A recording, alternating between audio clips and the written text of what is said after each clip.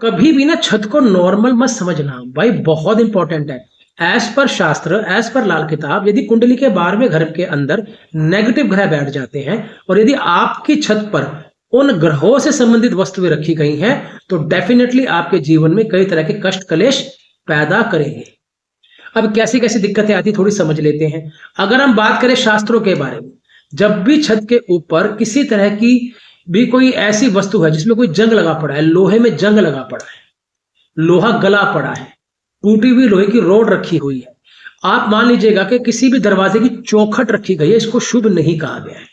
जब तक ये वस्तुएं आपके घर में रहेंगी आपके ऊपर शनिदेव की नेगेटिविटी साफ साफ आपको दिखाई देगी।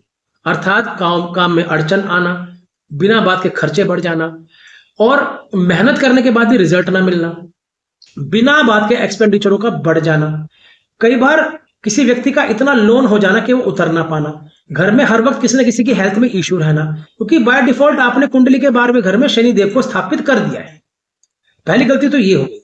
जब हम बात करते हैं कुंडली के 12वें घर में बैठे राहु के बारे में, राहु को टेक्निकली किन वस्तुओं से जोड़ा गया है?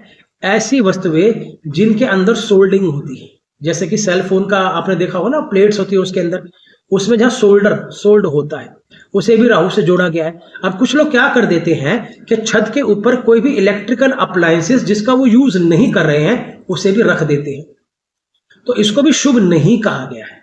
प्रॉब्लम क्या आ जाती है? टूटी हुई चीज थी ऊपर रख दी, हमें लगा जब एक समय आएगा किसी को बुलाएंगे उसको वहां से उठवा देंगे।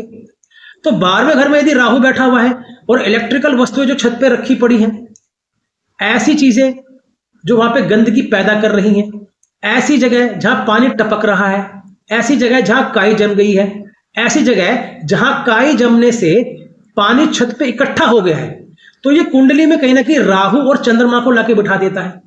ऐसे घर में हेल्थ के इश्यू ज्यादा बढ़ जाते हैं। घर में जो घर की बड़ी स्त्रियां होती हैं उनकी हेल्थ में अनएक्सपेक्टेड अप एंड डाउन लगे रहते हैं।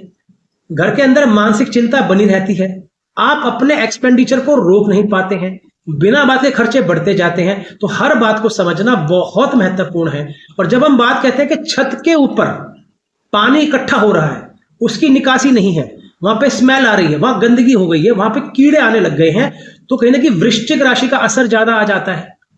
रुका हुआ पानी, रुका हुआ जल, तो वो प्रॉब्लम और भी ज्यादा बड़ी कर देता है। ऐसे घर में रोग आ जाते हैं जिन रोगों का इलाज नहीं मिलता है। आप डॉक्टरों के यहाँ चक्कर काट रहे हैं, आपको उसका इलाज ही नहीं मिल रहा, आपको सही समय पे सही डॉक्टर नहीं मिलता है।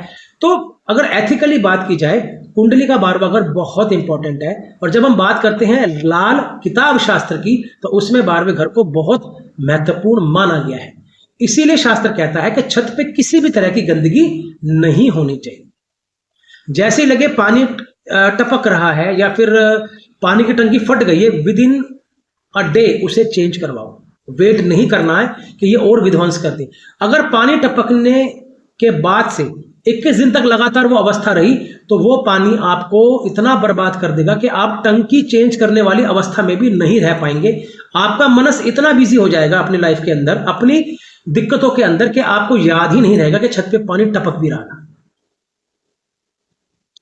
तो आपकी छत का एकदम साफ होना, छत के अंदर जो स्लोप है नॉर्थ या नॉर्थ ईस्ट में होना, छत पर भी साउथ वेस्ट का ऊंचा होना, साउथ का ऊंचा होना, वेस्ट का ऊंचा होना, ढाल का नॉर्थ ईस्ट या नॉर्थ की तरफ आ जाना, ये सब बातें बहुत महत्वपूर्ण हैं। तो इनको समझना जरूर।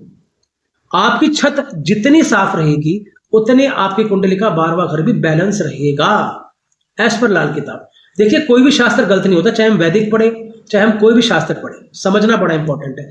अब जब हम बात करते हैं वैदिक की, तो वैदिक भी यह बात बोलता है कि आपके घर में स्वच्छता होनी चाहिए। अब कुछ लोग क्या करते हैं, छत को तो साफ रखते हैं लेकिन जो घर की ममटी होती है उसमें भी कई तरह के दोष आपको देखने में मिलेंगे।